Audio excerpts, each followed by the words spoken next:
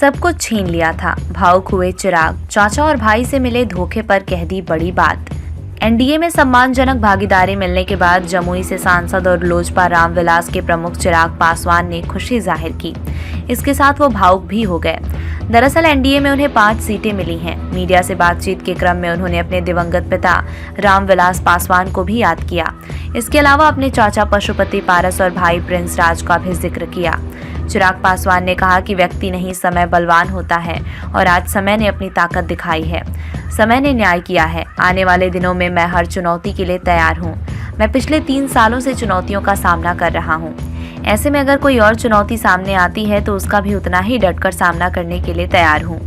Party और परिवार टूटने के बाद चिराग को इस बात का नहीं था यकीन। उन्होंने कहा कि उनके पिता का आशीर्वाद उनके साथ है। चिराग ने कहा कि उनकी पार्टी अलग संघर्ष के दौर से निकली है।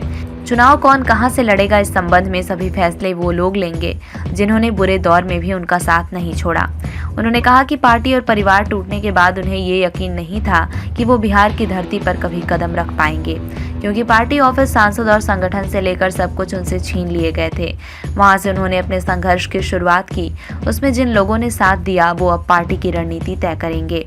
चाचा को मनाने की बात पर क्या बोले चिराग? इसके अलावा चाचा पशुपति पारस को मनाने की बात को लेकर चिराग ने कहा कि पिता के जाने के बाद परिवार के मुखिया वही पशुपति पारस थे।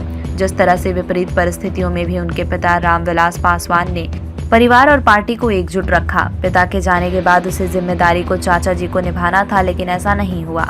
वहीं प्रिंस राज को मौका देने की बात पर चिराग ने स्पष्ट कर दिया कि वो किसी मामले में समझौता नहीं करेंगे। उन्होंने कहा कि उसके लिए चिंताएं पहले भी थीं और आज भी हैं। उसने अपने लिए कुछ फैसले लिए हैं, अब उसी के साथ उसे जीना है। वहीं लोजपा रामविलास में प्रिंस को जगह मिलने की बात पर उन्होंने कहा कि ये फैसला पार्टी के वो लोग करेंगे जो संघर्ष के दौरान डटकर खड़े रहे।